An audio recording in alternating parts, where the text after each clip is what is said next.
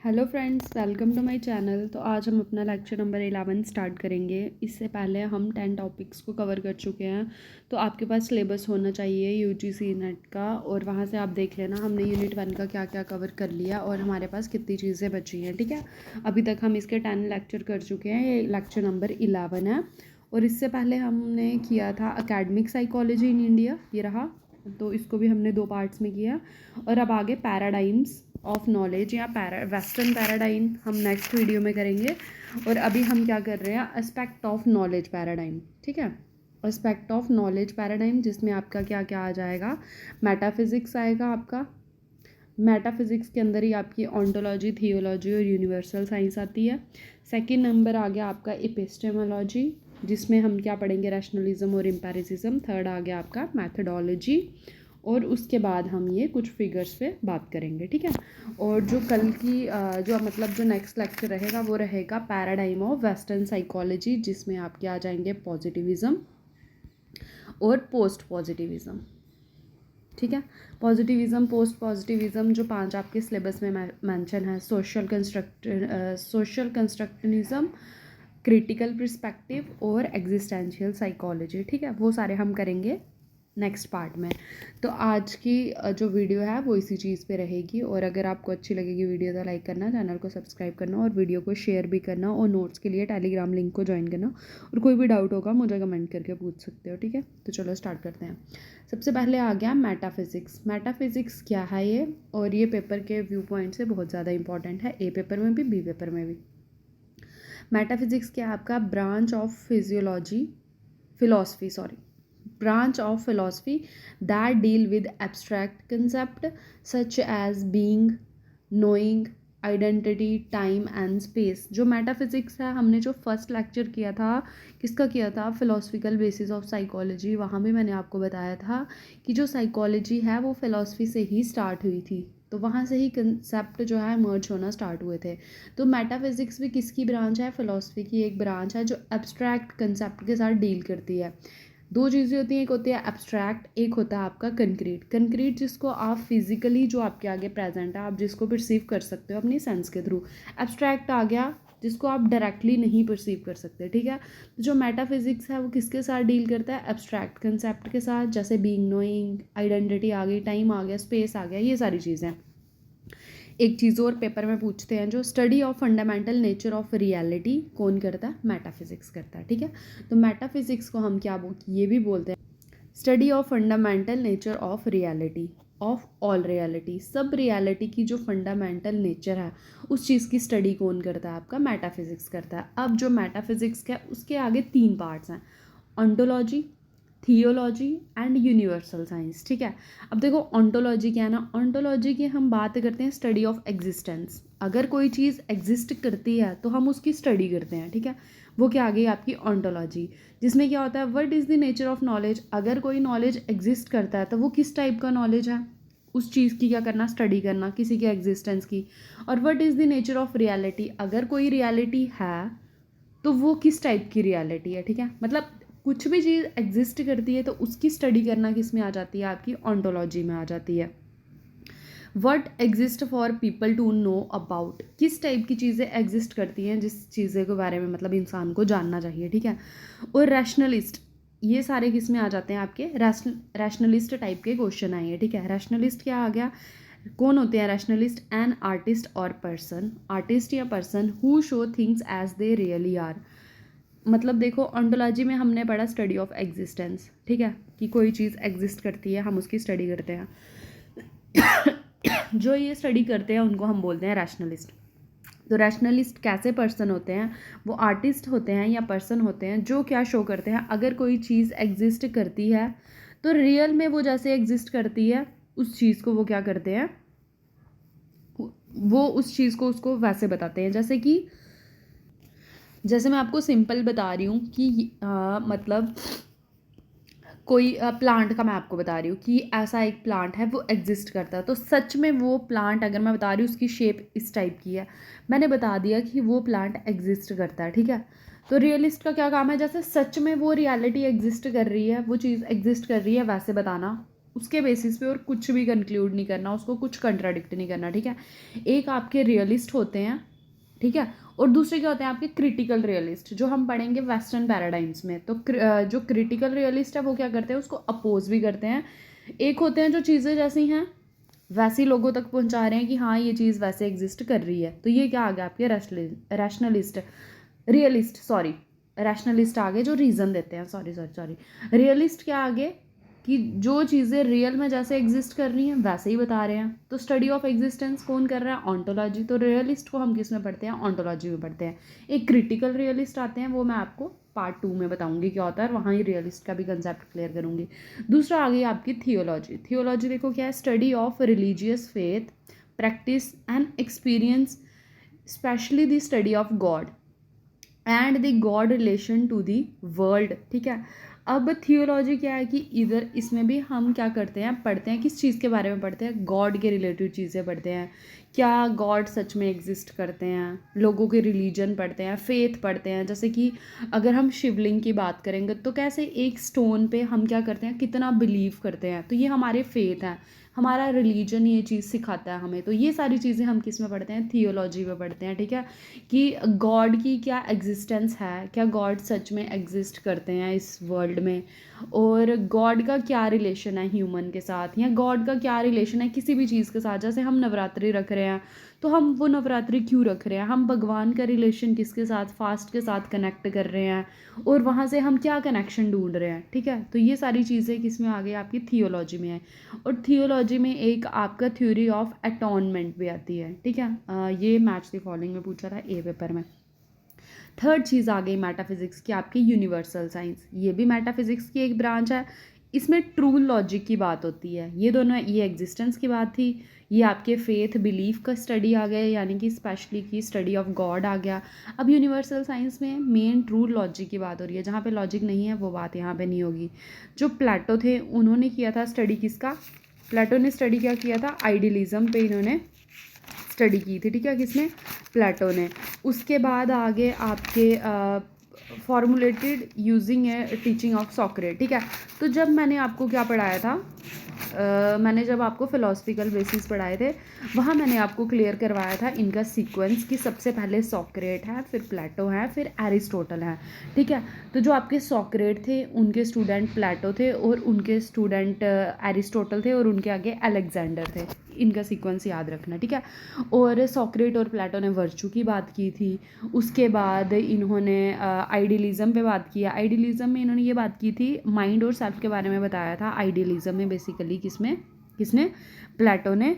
और इन्होंने बोला था जो माइंड और सेल्फ है वो स्पिरिचुअलिज्म पे काम करती है, और गॉड है जो वो सोर्स है हर एक चीज़ का। जो भी चीज़ क्रिएट कर रहे हैं, जो हमारा नॉलेज है, माइंड है, ये सारा जो भी रियलिटी है ये किसकी वजह से है, गॉड की वजह से। और गॉड ही सोर्स है किसके, हर टाइप ऑफ नॉलेज के, ठीक है। फिर जो रियल नॉलेज है वो हम किसके थ्रू परसीव करते हैं, माइंड के थ्रू परसीव करते हैं, जो कि ज़्यादा इंपॉर्टेंट है कि हम सेंस से क्या परसीव करें। अब दो टाइप का नॉलेज होता है, ये देखो इधर पढ़ेंगे हम, एक रैशनल आ गया, एम्पेरिसिज्म आ गया। एक हम क्या बोलते हैं, प्लेटो के अकॉर्डिंग क्या था कि जो नॉलेज, एग्जिस्टेंस या फिर स्पिरिट, माइंड, ये सारे किस चीज़ के सोर्स हैं, नॉलेज के सोर्स हैं, और ये हमें गॉड गिफ्ट है, बाय बर्थ हमें मिल रहे हैं, ठीक है, पहले से ये चीज़ें प्रेजेंट है। और जो भी हम नॉलेज को गेन कर रहे हैं, नॉलेज को परसीव कर रहे हैं, वो माइंड के थ्रू कर रहे हैं। और जो नॉलेज हम माइंड के थ्रू या माइंड की हेल्प से परसीव कर रहे हैं वो ज़्यादा इम्पॉर्टेंट है एज़ कम्पेयर टू जो हम सेंस से परसीव कर रहे हैं, ठीक है। ये था प्लेटो का कंसेप्ट किसके रिलेटेड, आइडियलिज्म के रिलेटेड। और भी बड़े सारे इनके प्रोमोनेंट थे जिन्होंने आइडियलिज्म को यूज़ किया, जैसे स्वामी दयानंद थे, स्वामी विवेकानंद थे, श्री अरविंदो थे, फ्रॉबेल थे, ठीक है, उन्होंने भी आइडियलिज्म का यूज़ किया। तो यूनिवर्सल साइंस में यही था। उसके बाद आ गया आपका मेन जो हमने नेक्स्ट कंसेप्ट पढ़ना है, वो आ गया आपका एपिस्टेमोलॉजी। एपिस्टेमोलॉजी में हमने क्या पढ़ना है, एपिस्टेमोलॉजी क्या होती है, स्टडी ऑफ नॉलेज। चीज़ें याद रखना, स्टडी ऑफ एग्जिस्टेंस क्या होती है, एग्जिस्टेंस की स्टडी अभी हमने पढ़ा ऑन्टोलॉजी। रिलेशन टू गॉड या स्टडी ऑफ गॉड क्या आ गई आपकी, थियोलॉजी। प्योर लॉजिक का हम कहाँ यूज़ करते हैं, वो क्या आ गया आपका, यूनिवर्सल साइंस। और उसी में आइडियलिज्म, प्लेटो को पढ़ा हमने उसमें। अब आ गया इपिस्टेमोलॉजी। अब इपिस्टेमोलॉजी क्या, स्टडी ऑफ नॉलेज। अगर कोई नॉलेज एग्जिस्ट करता है, किसी भी टाइप का नॉलेज है, अगर उस नॉलेज की हम स्टडी कर रहे हैं, वो क्या है, इपिस्टेमोलॉजी। थ्योरी ऑफ नॉलेज भी हम इसी को बोलते हैं। All aspect of validity, scope, method of acquiring knowledge. कोई भी एस्पेक्ट हो वैलिडिटी का, किसी चीज़ को वैलिडेट हमने प्रूव करना हो, किसी चीज़ के स्कोप के बारे में बात करनी हो, या नॉलेज को एक्वायर करने के मेथड के बारे में हम पढ़ें, तो वो सारी चीज़ें किसके अंदर आएंगी, आपकी इपिस्टेमोलॉजी में आएंगी। What is the nature of relationship between knower and known. किस टाइप का रिलेशन एग्जिस्ट करता है नोअर के बीच में और नोन के बीच में, ठीक है, कि जो इंक्वायरी कर रहा है नोअर और नोन, जिसके बारे में क्या हो रही है, बात चल रही है, ठीक है। मतलब कि अगर मैं आपको कोई चीज़ पढ़ा रही हूँ मेरा, और आप लोग मेरे से कोई चीज़ पढ़ रहे हो, तो हम दोनों के बीच में क्या रिलेशन है, ठीक है। इस चीज़ की स्टडी भी कहाँ होती है, एपिस्टेमोलॉजी में होती है, ठीक है। फिर आ गया टर्म, सबसे पहले यूज़ किसने की थी, ये फ्रेडरिक फैरियर ने ये टर्म यूज़ की है। Basically 2 way to acquire knowledge. इन्होंने बोला कि 2 टाइप हैं हमारे पास, 2 वेज हैं जिसकी हेल्प से हम क्या कर सकते हैं, नॉलेज को एक्वायर कर सकते हैं। First one is rationalism and second one is empiricism. Rationalism नाम से ही पता चल रहा है, यहाँ पे हम क्या करते हैं, रैशनलिज्म में लॉजिक और रीजंस की बात कर रहे हैं।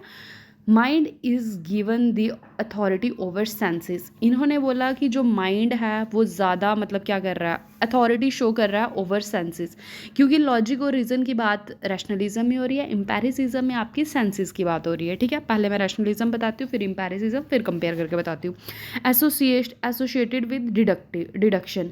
तो जहाँ लॉजिक और रीज़न की बात आएगी, हम अपना प्रीवियस नॉलेज, प्रीवियस एक्सपीरियंस को यूज़ करेंगे, तो वो क्या आ जाएगा, आपका डिडक्टिव मैथड का यूज़ हो रहा है रैशनलिज्म में।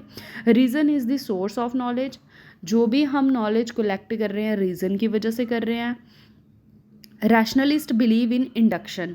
और जो रैशनलिस्ट हैं ये बिलीव किस पे करते हैं, पर इंडक्शन पे बिलीव करते हैं, ठीक है। Claim that individual have इनेट knowledge और कंसेप्ट। और ये चीज़ भी बिलीव करते हैं कि जो क्या हैं इंडिविजुअल हैं, उनमें इनेट नॉलेज और कंसेप्ट पहले से बिल्ड हैं या पहले से प्रेजेंट है, जिसकी वजह से वो क्या करते हैं, उस चीज़ को यूज़ करते हैं फ्यूचर में। और तभी हम डिडक्शन में हम क्या करते हैं, पहले से चीज़ें प्रेजेंट है उसको यूज़ कर रहे हैं। इंडक्शन में क्या कर रहे हैं, ऑब्जर्वेशन की हेल्प से हम जो चीज़ें परसीव कर रहे हैं, सेंस की हेल्प से परसीव कर रहे हैं, ठीक है। तो रैशनलिज्म में मेन रीजंस की बात हुई। अब आ गया इम्पैरिसिज्म। इम्पैरिसिज्म में देखो क्या हो रहा है, sensing experience is the ultimate starting point for all knowledge. कि जो हमारा सेंस एक्सपीरियंस है, जो हम देख के, सुन के, बोल के चीज़ें परसीव कर रहे हैं अपनी सेंसेस को यूज़ करके, तो वो क्या है, सोर्स है हमारा नॉलेज को परसीव करने का, वही सोर्स है। रिलेट टू इंडक्शन, ये इंडक्शन के साथ रिलेट करता है, क्योंकि इंडक्शन में हम क्या पढ़ते हैं, ऑब्जर्वेशन की हेल्प से हम चीज़ें कलेक्ट कर रहे हैं, डाटा को कलेक्ट कर रहे हैं, और डिडक्शन में हम प्रीवियस अपनी चीज़ों को यूज़ करके करते हैं। Experience is the source of knowledge. ये बोल रहा है एक्सपीरियंस क्या है, सोर्स ऑफ नॉलेज है। एक्सपीरियंस सोर्स ऑफ नॉलेज है, ऑब्जर्वेशन सोर्स ऑफ नॉलेज है, ठीक है। Empiricism does not believe in induction. और ये इंडक्शन पे बिलीव नहीं करते हैं, और ये किस पे, इंडक्शन पे ही बिलीव करते हैं। Claim that individual have no innate knowledge. और ये क्लेम करते हैं कि इंडिविजुअल में इनेट नॉलेज नहीं प्रेजेंट होता है, वो जो भी परसीव करते हैं अपने सेंस के थ्रू परसीव करते हैं, ठीक है। ऑब्जर्वेशन से करते हैं, एक्सपीरियंस से करते हैं। इनके जो मेन प्रोमिनेंट थे वो क्या आ गया, आपके डेकार्ड्स, और इसमें कौन आ गया, आपके जॉन लॉक, ठीक है। फिर आ गई मैथडोलॉजी। मैथडोलॉजी में क्या आ गया, एक्सपेरिमेंटल चीज़ें जब आप यूज़ कर रहे हो, चीज़ों को मैनिपुलेट कर रहे हो, तो आपकी मैथडोलॉजी आ गई वो। फिर आ गया how should the inquire go about find out knowledge. कि जिसको नॉलेज को फाइंड करना है वो किस टाइप की चीज़ें, किस टाइप के मेथड्स को फॉलो करेगा, कैसे डाटा को कलेक्ट करेगा, कौन से प्रोसीजर यूज़ करेगा, कौन से रूल्स यूज़ करेगा, ताकि वो नए नॉलेज को डिस्कवर कर सके, ठीक है। वो सारा किस में आ जाएगा, आपका मैथडोलॉजी में आ जाएगा। जैसे कि हम रिसर्च मैथडोलॉजी पढ़ते हैं, कौन सा प्रोसेस यूज़ कर रहे हैं, कौन सा डिज़ाइन यूज़ करेंगे, किस टाइप का डाटा लेंगे, ये सारा इसमें आ जाएगा। अब आ गया एक ही मैंने जो चार्ट बढ़ाया, ऑन्टोलॉजी, एपिस्टेमोलॉजी एंड थियोलॉजी। देखो ऑन्टोलॉजी में हम क्या करते हैं, theory of being and existence की बात करते हैं।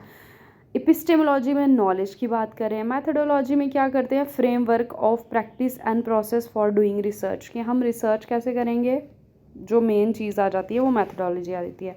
अब पैराडाइम्स में एक ये चीज़, ये सीक्वेंस याद रखना कि सबसे पहले आ गई ऑन्टोलॉजी। अगर आपको कोई रिसर्च करनी है सबसे पहले उसमें ऑन्टोलॉजी ही आती है, जैसे कि क्वेश्चन रिगार्डिंग एग्जिस्टेंस, बीइंग और रियलिटी। अगर आप किसी चीज़ पे काम करना चाहते हो तो उसकी रियलिटी क्या है, उसकी एग्जिस्टेंस है कि नहीं है, वो चीज़ एग्जिस्ट भी करती है कि नहीं करती है, ठीक है, अगर एग्जिस्ट करती है तो क्या वो रियल है, ये सारी चीज़ें ऑन्टोलॉजी में आ गई। एपिस्टेमोलॉजी में क्या आ जाएगा आपका, question about knowledge about reality. अब ऑन्टोलॉजी में आपने देखा कि एग्जिस्टेंस है, रियलिटी है, एपिस्टेमोलॉजी में आप इस चीज़ की स्टडी करोगे कि ये जो नॉलेज एग्जिस्ट करता है उस नॉलेज की स्टडी करना आ गई आपकी एपिस्टेमोलॉजी। मैथडोलॉजी आ गई कि इसको आपने जब स्टडी करना है तो कौन से मेथड्स का आप यूज़ कर रहे हो, और उसके बाद मेथड्स के आगे उसके नेक्स्ट स्टेप आ गया मेथड, ठीक है। प्रोसीजर प्रैक्टिस आप मैथडोलॉजी में करोगे, फिर मेथड्स के कौन कौन से टूल्स की हेल्प से आप ये कर रहे हो। तो सबसे टॉप पे आएगी आपकी ऑन्टोलॉजी, एपिस्टेमोलॉजी, फिर मैथडोलॉजी, फिर मेथड्स आ जाएंगे, ठीक है।